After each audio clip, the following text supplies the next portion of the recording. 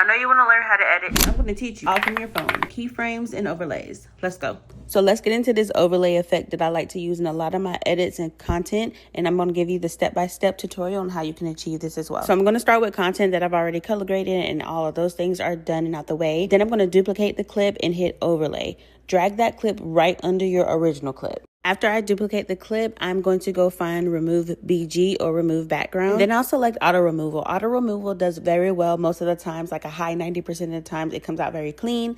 And then I'll hit that. If not, I'll just go back in and do custom removal. So now I'm just checking it out, making sure it looks really good. Everything's lined up and it is to my liking. Now I'm just trying to figure out what side do I want the transition to come in from, and I picked coming in from the top. I'm going to move the clip up to the very top of the screen where I want the video to start coming in, well, the overlay edit to come in at. And then I'm going to go to the bottom right corner and select the diamond shape. That is a keyframe.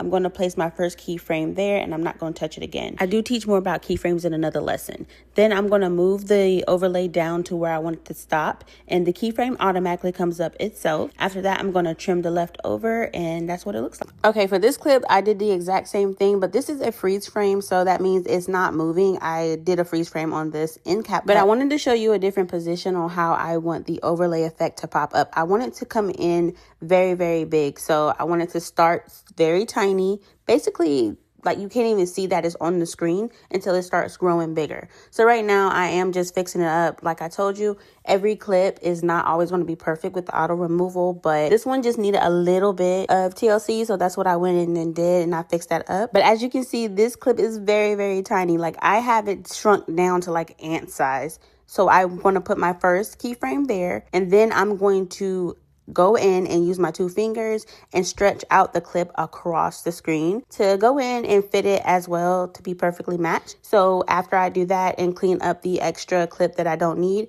you'll see that it starts off very, very tiny and comes out on screen very, very big.